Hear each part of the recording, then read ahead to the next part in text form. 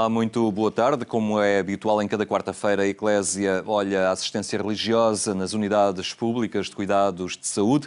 Voltamos a contar com a presença entre nós do Padre João Maria Lourenço, capelão do Hospital de Porto Alegre, e com quem dentro de instantes iremos conversar sobre os direitos espirituais do doente, para já os temas da atualidade religiosa. A realidade migratória e o contexto familiar estiveram em destaque no encontro para agentes que trabalham com aqueles que escolheram outras paragens. Migrações e família foi o tema do encontro de agentes sociopastorais das migrações, uma iniciativa promovida pela Agência Eclésia, Caritas Portuguesa, Obra Católica Portuguesa de Migrações e o Departamento Nacional da Pastoral Juvenil. No mundo global, os participantes refletiram sobre a melhor forma de ajudar e acolher aqueles que se deslocam para outros pontos do planeta. Estas fronteiras que nós temos são criações mais humanas do que, digamos, divinas. E vale a pena nós refletirmos e trabalharmos esta questão de irmos ao encontro do outro, a questão de nos relacionarmos com o outro. Recordo que o tema é migrações e família. E importa salientar não só a família biológica, a família que se cria naturalmente por vínculos de amor, mas também a Igreja enquanto família daqueles que não têm família, a Igreja enquanto agente que acompanha as famílias e as ajuda a tornarem-se naquilo que são chamadas a ser. Com a falta de emprego no nosso país, muitos fizeram a debandada na busca de melhores condições de vida. Nos últimos anos, o panorama migratório sofre alterações significativas. Continuam pessoas a sair, nós temos indicações das nossas missões que estão pessoas a chegar. Temos indicações de algumas paróquias que sabem que as pessoas estão a partir. Sentimos esta dificuldade em acompanhar aqueles que estão a partir e como gerir as questões, a ligação cá e lá. Uma das notas que sai deste encontro é que é necessário reforçar este contacto e aproximar-nos mais, porque podemos, queremos e precisamos trabalhar em conjunto. É urgente entender os contextos e as novas realidades na pastoral das migrações. Os sinais dos tempos exigem respostas novas e uma maior sensibilidade para com aqueles que saíram das terras natais na busca de outras soluções. Creio que temos de ter uma consciência hoje muito mais apurada de que a Igreja vive a necessidade de repensar os seus modos de presença, tomar nota das configurações novas de vivência da fé que também estão a acontecer, e eu creio que são de uma amplitude maior do que às vezes nós estamos habituados ou preparados para admitir. O acolhimento ativo e uma atitude positiva das migrações são pressupostos que os cristãos devem ter para com aqueles que partem e chegam. Na necessidade de nós nos colocarmos numa atitude de discernimento, também de aprendizagem de novos caminhos e também de criatividade. Tudo isso só pode acontecer de forma séria se nos dispusermos a perceber a realidade, não em abstrato, não em geral, mas precisamente a realidade que nos é dado, em que nos é dado viver e que nos responsabiliza e enfrenta como cristãos. Apesar da sangria migratória que Portugal sofreu nos últimos anos, alguns municípios estão a fazer esforços para estancar o esvaziamento demográfico.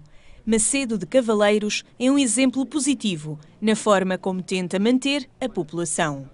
O despovoamento é uma realidade, as pessoas vão abandonando as terras e a nossa capacidade de podermos fazer ou de reter as pessoas nas suas terras natais, onde têm as famílias, é muito difícil sem investimento público, e esse investimento público tem que ser centralizado, porque os municípios não têm possibilidade para isso, os municípios têm que reduzir os quadros de pessoal, obrigatoriamente. Atravessamos esta crise financeira que toca a todos, a cada um de nós particularmente, aos municípios e ao nosso país. É um município que está no interior do país, mas tem atrativos que ajudam a população a fixar-se e a manter-se na região. Temos aqui na agricultura uma grande janela para o interior do país. No nosso concelho em específico temos vemos no turismo, na oferta turística, com tudo o que nós temos de bom, da nossa natureza, da gastronomia, da etnografia, em termos culturais, chamamos cada vez mais pessoas aos nossos territórios e daí haver a possibilidade das pessoas instalarem pequenas unidades, tanto serviços como produtos, a oferecer a esses turistas. Os fluxos migratórios e as novas formas de entender estes fenómenos foram reflexões no encontro de agentes sociopastorais das migrações, realizado na Diocese de Setúbal. Quem quiser emigrar hoje, é fundamental ter um contrato de trabalho e contactos locais. Conselhos de Joaquim Nunes, assistente pastoral na Diocese Alemã de Mainz. Na Alemanha, há cerca de 3 décadas, Joaquim Nunes é teólogo e assistente pastoral na Diocese de Mainz. Antes de se fixar no país germânico, este português, licenciado em Teologia na Universidade Católica Portuguesa, fez uma experiência em TZ, onde conheceu a sua esposa. A profissão que eu exerço é uma profissão estabelecida, tem exatamente 40 anos, há 41 anos que se iniciou na Alemanha. Os bispos perceberam que uma série de serviços nas suas dioceses exigiam, de um lado, uma preparação profissional. Não se podiam entregar a gente que não tivesse uma preparação teológica e pastoral adequada, não se podia entregar, digamos, a um leigo que tivesse boa vontade, mas, por outro lado, achavam que não era um trabalho específico para os presbíteros, como, por exemplo, os secretariados, as capelanias de hospital, as capelanias de prisão.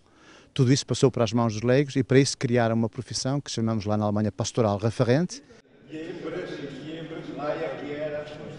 Para além do curso de teologia, os assistentes pastorais na Alemanha têm uma formação mais abrangente ministrada pelas dioceses. Em Mainz estão a residir cerca de 10.000 portugueses, distribuídos por 4 comunidades. É uma zona que atrai, que continua a atrair imigrantes. Uma zona em que desde há muito tempo se passou para o setor terciário, portanto na área dos serviços há muitos portugueses que encontram trabalho ainda. Com experiência no domínio da imigração, Joaquim Nunes deixa alguns conselhos para aqueles que pretendem ir trabalhar para a Alemanha.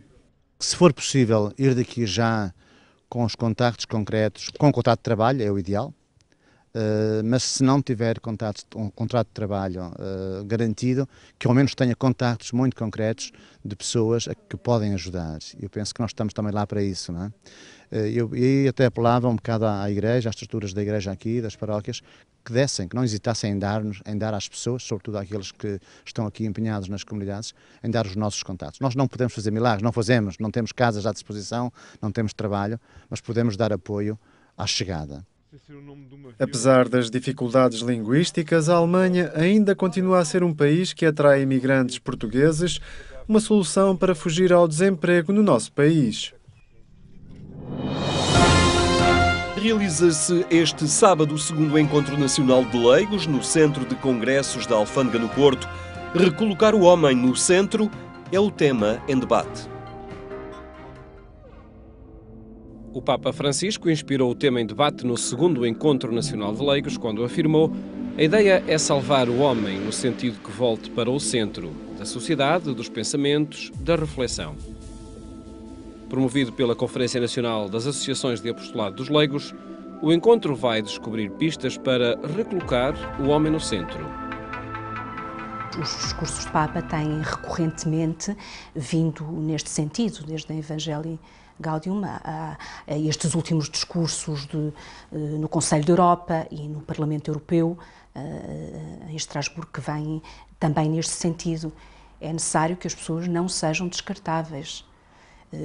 Com o meu bom nome, ou o meu percurso pessoal, ou o poder ou a fama, que são tentações enormes do homem, não se atravessem à frente do bem único de cada um. Todos nós nos inquietamos com o mistério da vida. Realmente, qual o sentido da nossa vida, qual o sentido da dor, do sofrimento, o que é isto da morte. E sobretudo nós leigos estamos muito em contacto com a realidade do mundo, não é? Ou seja, estamos de certa forma nas fronteiras da Igreja, estamos em contacto com o que as pessoas sentem, com o que as pessoas desejam, com o que as pessoas se inquietam, E isso é um enorme desafio para nós. Promovido pelos leigos, são também eles que fazem o debate sobre a centralidade da pessoa humana. Neste momento está a ser preparado o Encontro do Porto e é um momento muito especial, realmente, de podermos estar juntos, pelo menos um dia no ano, e algo que é organizado pelos próprios leigos, que é organizado também em diferentes cidades do país e em locais também que são da própria cidade, no fundo.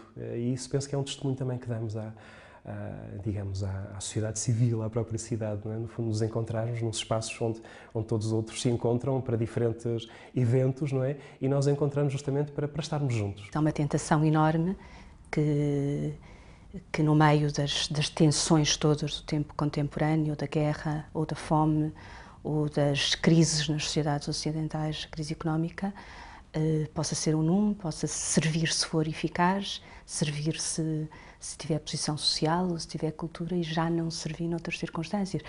E o homem está para além da eficácia, está para além do que serve para alguns e não serve para outros.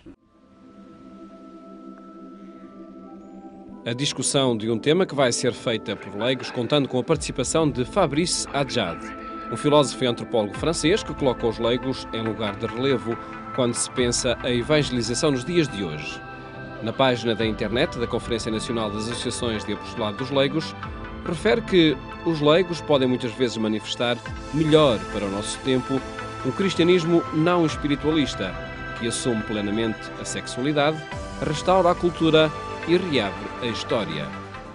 Somos voluntários de Deus, de certa forma, e empenhamos-nos nisso na nossa liberdade. Ou seja, somos livres. Ninguém nos obriga, não é, a ter que dar testemunho, a ter que lutar pela gratuidade das ações que nós fazemos. Somos livres. E isso também nos dá uma enorme responsabilidade de realmente, em cada momento, nós percebermos que o agir ou não agir, o falar ou o calar, está nas nossas mãos, depende da nossa liberdade. E isso dá-nos uma grande responsabilidade. Na página da internet tem todas as informações sobre este encontro que decorre no Centro de Congressos da Alfândega, no Porto, no sábado, dia 24. É neste sítio que pode também fazer a inscrição para ouvir mais de 20 comunicações sobre perspectivas que ajudam a recolocar o homem no centro.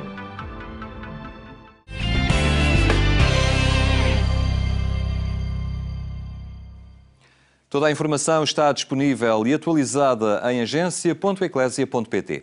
O Decreto-Lei 253/2009 garante ao utente do Serviço Nacional de Saúde um conjunto de direitos no exercício da sua fé, mas a figura do padre continua por vezes a representar um mau presságio para aqueles que não compreendem o significado da sua função. Para nos falar desta realidade está connosco o padre João Maria Lourenço. Muito boa tarde por estar uma vez mais entre nós. Na realidade, e já referiu isso também no nosso último encontro, por vezes há aquela relutância de chamar o sacerdote, porque ainda é muito conotado com a iminência do fim da vida, não é? E penso que se confronta também no seu trabalho diário como capelão hospitalar com este estigma, digamos assim, entre aspas. Ele vai sendo desbatido pouco a pouco, mas há uma história que, dos meus primeiros dias de presença no hospital, em 2006, um senhor que já não me recordo o nome, eu cheguei, o senhor já com bastante idade, e eu apresentei-me, olha, sou o capelão do hospital. E ele disse, o quê? Já não há mais nada a fazer? Depois lá fui explicando que eu não estava ali para anunciar nenhuma coisa, estava ali apenas para ele conversar se quisesse, para estar um bocadinho com ele, se ele achasse por bem. E depois até passei vários dias, mas acontece muitas vezes a gente chega, uma experiência recente, conversei com uma doente, falámos de Santa Unção, ela achou que fazia sentido, marcámos para o dia seguinte, no dia seguinte, depois de dar a Santa Unção, a ela e à vizinha da enfermaria que também quis, vieram umas visitas, uns familiares, devem ter estado a falar disso, e passaram um pouco de telefone a dizer que a senhora está muito angustiada, porque para ele ter oferecido aquilo é porque ela está mesmo muito mal. Tivemos que desmistificar, mas a presença, a passagem habitual, a relação próxima, e quando há outro doente ao lado que nos chama e conversa connosco com naturalidade, também vai colocando naturalidade nestas coisas e vai desmistificando. Mas sim, existe ainda este estigma. É um pouco o peso de uma longa tradição em que também a própria Igreja apresentou este sacramento, às vezes chamada a extrema unção, e os últimos anos, os últimos tempos têm sido marcados por uma pedagogia, uma catequização também nesse sentido, em que se apresenta este como um sacramento dos doentes, não é? Que o leva a encontrar-se também com e a pedir a regeneração da saúde, não é? Há uma pedagogia que a Igreja também tem vindo a fazer neste campo. E que precisa de continuar. Ele é um sacramento da cura, como outros, como a reconciliação e a Eucaristia, que passa um bocadinho por todos, mas esta pedagogia, esta catequese precisa de continuar com certeza, mas é pouco a pouco que vai fazendo caminho, quer dizer, e séculos de história não se apagam, não se reescrevem, precisam agora pouco a pouco ir sendo conduzidos e será o dia-a-dia, será a insistência, com paciência, com naturalidade, que pouco a pouco vai conduzindo as coisas a bom porto. Até porque, neste âmbito dos sacramentos da cura, eles podem ser recebidos várias vezes. Pois, e essa é uma novidade da teologia dos sacramentos, porque este era para o fim da vida, não é? Exato. Porque só não se podia repetir, então havia que guardá-lo para o último momento, que era para garantir que a pessoa estivesse, partisse deste mundo exatamente de bem com Deus, como se dizia. Hoje em dia nós entendemos não, que ele, como sacramento de cura, se deve ir repetindo cada vez que há uma situação nova, grave de doença, para assinalar exatamente esta força sanante, esta presença, esta ação libertadora de Jesus Cristo, que é isso que se pretende e é isso que significa este gesto. O facto de desempenhar a sua missão num ambiente mais do interior, digamos, está em Porto Alegre, mas é uma unidade de saúde que serve muito também às zonas rurais, isso dificulta ou ajuda a reforçar ainda esta percepção da figura do padre ainda como prenúncio de morte ou por vezes pode ser um handicap esse da tipologia da religiosidade vivida pelas pessoas naquela região? Eu acho que tem os dois lados. Por um lado, facilita uma proximidade maior às comunidades de origem de referência e às vezes há esse veículo de ligação que facilita. O pároco ou alguém da paróquia que conhece e que tem outro esclarecimento e que por isso me contacta e me pede para eu tomar a iniciativa de ir ter com o doente. E se eu vou porque alguém me disse, porque um familiar, um vizinho, um amigo da paróquia ou o pároco disse que estava lá, então aí a porta abre-se. Por outro lado, o facto esta circunstância das pessoas serem muitas delas oriundas desses meios mais rurais, evidentemente que esta mentalidade do passado está mais presente. E por isso temos aqui uma ambivalência. Na sua presença no meio hospitalar, o capelão, também deveria haver uma ligação às comunidades cristãs, porque as comunidades cristãs deveriam saber os seus membros que estão doentes e que estão hospitalizados, não é? Idealmente, sim. Idealmente deveria ser assim. E vai acontecendo alguma coisa, não é? É mais fácil para mim ali do que no Hospital de Lisboa, um grande hospital da área de Lisboa, por exemplo, ou de Coimbra ou do Porto. Ali a proximidade também é maior. O conhecimento pessoal também dos parcos e de muita gente das comunidades. Por exemplo, eu sou parco também numa paróquia da cidade, já fui parco da outra, conheço muita gente ali à volta, pessoalmente, e esta ligação pessoal com os parcos ou com muitos elementos vivos das comunidades também facilita e torna mais próxima esta relação e efetiva um bocadinho essa ligação que idealmente existiria com todos, mas que vai acontecendo com alguns. Padre João Maria não é apenas capelão hospitalar, é também responsável da área da Pastoral de Saúde na Diocese, e este é um trabalho que se faz não apenas dentro das paredes das unidades de saúde, mas nas comunidades. O facto de se valorizar mais aqueles também que estão doentes, o lugar da doença no seio da comunidade, não é apenas a dimensão da festa, não é? Ou da progressão na fé, mas o cuidar dos doentes é algo que nós encontramos nas primeiras comunidades cristãs. Há aqui trabalho a fazer também nesta. Há muito trabalho a fazer. Eu percebi que eles também são parte da comunidade, quer dizer, as famílias têm os idosos e têm as crianças, e têm as gerações do meio. A família paroquial também tem que ter essas gerações todas presentes fisicamente, se é possível, e às vezes é possível se nós estivermos despertos para isso, ou presentes pelo menos nesta ligação de quem visita, de quem está presente, de quem leva a comunhão ao domingo, por exemplo. Mas há aqui um trabalho de facto a fazer, e eu creio que já se andou alguma coisa, mas há ainda aqui um esforço que as comunidades precisam de abraçar. São realidades também, no seu perfil sociológico também e pela zona geográfica que habitam, mais habituadas a lidar com a perspectiva do sofrimento, com a perspectiva da morte. Isto por oposição, imagino eu, em relação aos grandes centros urbanos, onde há uma mentalidade mais imediatista, mais direcionada no bem-estar pessoal. Embora hoje os meios de comunicação social também levaram a uma uniformização de tudo isto, não é? Sim, mas há um background cultural no Alentejo muito ligado à morte e ao sofrimento, não é? E eu ouço muitas vezes as pessoas dizer temos que sofrer, nós já também sofreu, e depois é preciso desmontar um bocadinho isto, ou melhor, perceber o que as pessoas querem exatamente dizer com isso, porque às vezes também são aqueles clichês que utilizamos e saem espontaneamente sem pensarmos o que é que eles significam. Muito do trabalho ali é exatamente perceber em que é que isso ajuda, o que é que isso significa exatamente para si, é só porque eu ouvi o que está a repetir agora para dizer alguma coisa. Mas há aqui uma cultura por trás e uma ligação com o sofrimento diferente, sim, nas gerações sobretudo mais antigas. Há aqui não fazendo aqui, não querendo nós fazer nenhum tipo de valorização da dimensão do sofrimento, que ela é sempre negativa e o ideal é o homem sair dessa situação o mais rapidamente possível. No entanto, temos que saber lidar com ele, não é? Porque é algo que faz parte da vida. E é aqui que a assistência espiritual e religiosa tem muita importância, quer dizer, o ajudar a entender aquilo à luz da fé e da esperança que isso nos pode trazer também. O sofrimento em si não tem valor nenhum, não é sofrimento que nos salva, não é? Mas qual é a maneira libertadora como vamos viver? E aí o Evangelho pode, de facto, ser um caminho muito, muito valioso e é de facto uma preciosidade e é essa ajuda que vamos conseguindo dar a alguns doentes, não, sendo realista não damos a todos, mas muita gente de facto ali redescobre também este caminho de libertação, de pacificação interior, de uma esperança possível e sentem esta presença consoladora de Deus e da sua ação nas suas vidas. Muito bem, Padre João Maria, muito obrigado por ter estado connosco uma vez mais. A análise do novo quadro legislativo que regula a assistência espiritual e religiosa no Serviço Nacional de Saúde. A Eclésia fica por aqui. Lembro que mais logo pelas 22h45 a Eclésia também passa pela Antena 1. Obrigado por ter estado connosco. Tenha então uma muito boa tarde e até amanhã, se Deus quiser.